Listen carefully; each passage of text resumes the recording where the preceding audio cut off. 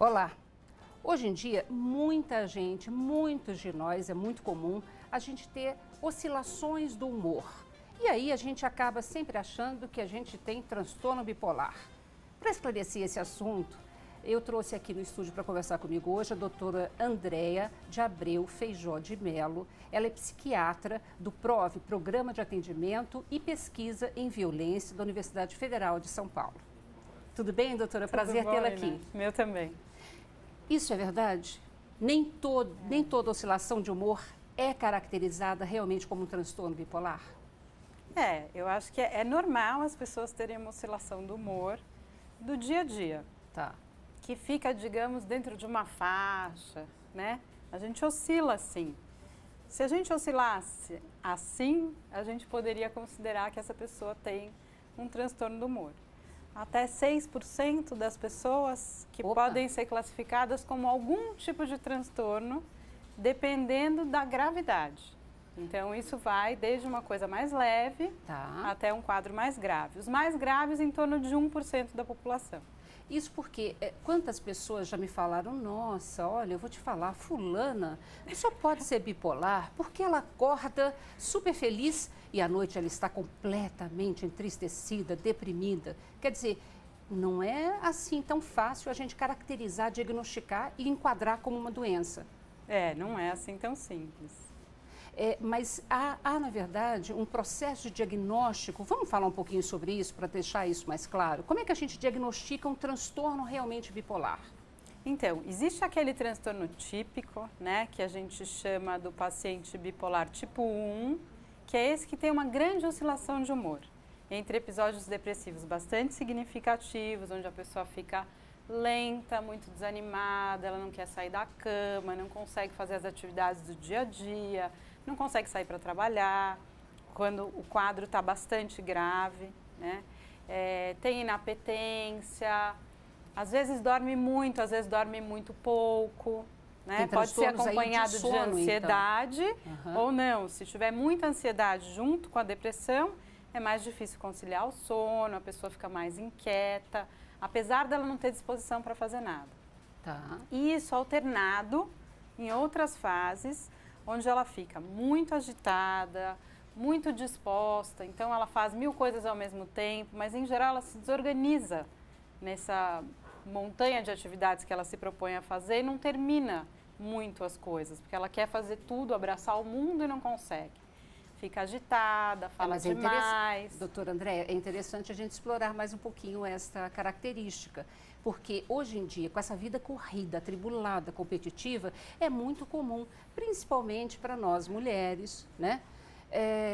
Abraçar o mundo, fazer milhões de coisas ao mesmo tempo e é claro que a gente não dá conta de fazer tudo. Quer dizer, vamos tentar caracterizar melhor esse fator, né, da doença. Então assim, é uma coisa que quando é muito exagerado, você percebe. Porque a pessoa dorme pouco, fala muito, fica sem freio. Ela fala aquilo que você não falaria normalmente. Então, quando você está muito disposta e faz muitas coisas ao mesmo dia, você rende. E você consegue executar e terminar. Quando você está numa fase de mania, por exemplo, você faz inúmeras coisas e não termina a maioria delas, porque você se desorganiza, tamanha é a velocidade que você está. E você fica sem crítica. Então você fala coisas que não deve, você se comporta de uma maneira inadequada, você acaba ficando mais compulsivo para comer, para fazer sexo, para ter comportamentos de risco. Então tudo isso passa do que é aceito como uma coisa de uma sobrecarga de tarefas. Perfeito. Essa questão da sexualidade, de estar mais compulsiva para a questão do sexo, cita um exemplo para a gente tentar entender.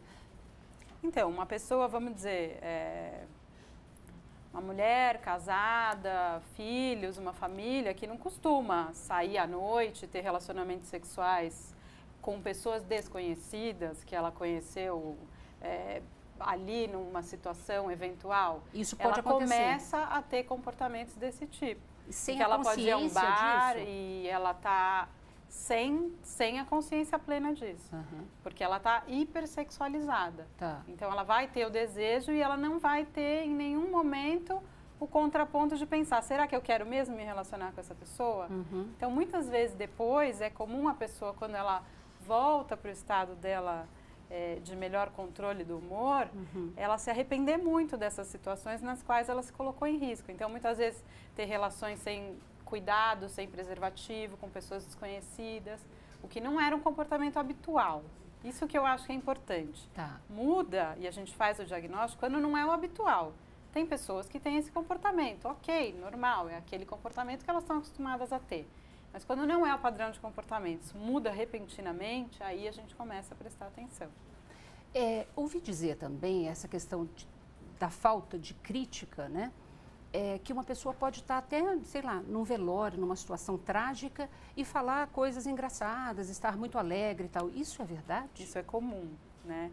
Da pessoa, numa situação onde ela deveria ter um comportamento mais contido, de consternação, ela começar a contar piadas, ela começar a rir alto e não conseguir se adequar à situação do ambiente. A compulsividade pode chegar a ponto da pessoa sair e comprar coisas que ela nem poderia, por exemplo? Sim. Joias, bolsas caras, um carro. Né? Eu tenho pacientes, por exemplo, que já compraram um carro e depois se viram numa situação muito difícil para arcar com essa dívida, porque depois você precisa, inclusive, se for o caso, ainda ter que colocar que a pessoa estava doente, ver se consegue reverter todo esse processo. Né? As pessoas fazem dívidas, perdem negócios, perdem apartamentos, perdem bens que elas têm, muitas vezes para poder pagar essas compras que elas fazem durante a fase em que elas estão em mania. Agora, a própria pessoa, como é que ela se percebe que ela, na verdade, ela precisa ir buscar uma ajuda médica? Ou então, sempre algum familiar ou alguma pessoa próxima que tem que observar? Como esse quadro tem graus, digamos assim, é como se fosse um evolutivo, né? Ela começa a ficar acelerada e vai ficando mais, ou raras vezes ela vai ficar de um dia para o outro muito acelerada, mas até pode acontecer. Se ela está muito acelerada, ela se sente muito bem e ela acha que ela está ótima. Em nenhum momento ela vai querer ser contida com relação a isso e nem receber o tratamento. Então, em geral, quando o quadro é grave, vai ser um familiar ou, às vezes, a pessoa se coloca numa posição de risco, sofre um acidente de carro, bebeu demais, o que também é comum, usar drogas e álcool nessa fase em que a pessoa está sem freio. Vem todas as compulsões, por álcool, por compras, por sexo, por todas essas coisas, né? Então, é difícil a própria pessoa ter crítica. Em geral, ela é levada por alguém da família ou alguém próximo que reparou que ela está inadequada. Na bipolaridade, quer dizer, pode ter, por um lado, esse quadro mais de euforia, chamamos assim. E, por outro lado, podemos ter um quadro de depressão também grave. Também grave. Quando estamos num quadro de depressão, dizem que é possível, inclusive, um índice de suicídio aumentar. A possibilidade da pessoa, inclusive, tentar se matar é possível. É possível e é maior do que, na maioria dos quadros, um paciente desses tentar o suicídio durante uma fase dessas depressiva. E tem um também índice aí, bastante inclusive... comum, até 15% aproximadamente dos pacientes que têm transtorno bipolar tentam suicídio. E é comum também que exista um quadro que é chamado misto, que é uma mistura de sintomas de depressão com mania. Que é quando a pessoa, por exemplo, ela está com bastante energia, mas com o pensamento muito depressivo. Então, ela tem uma energia para executar uma atitude, mas o pensamento dela é: a vida não serve para nada, eu não gosto de nada, eu não tenho prazer em nada. Então, ela tem a energia suficiente para executar um ato de risco. Entendi. Em geral, nesses quadros mistos, os pacientes fazem tentativas sérias de suicídio. E, infelizmente... Infelizmente, uma proporção desses pacientes vai realmente se matar. Esses quadros mistos, eles são mais difíceis de se diagnosticar? em geral, são mais difíceis de diagnosticar e mais difíceis de tratar. Mas se a pessoa tem em comum sintomas depressivos e sintomas maníacos, você der um antidepressivo, você exacerba os sintomas maníacos. Se você der qualquer medicação que seja só para mania, você pode deixar o paciente mais deprimido. Então, é como se você tivesse que fazer um ajuste fino de medicações e usar o que a gente chama de estabilizadores do humor, que são medicações mais adequadas para tratar esses pacientes. Mesmo durante quaisquer fases, né? Quaisquer das fases são melhores tratadas com estabilizadores do humor.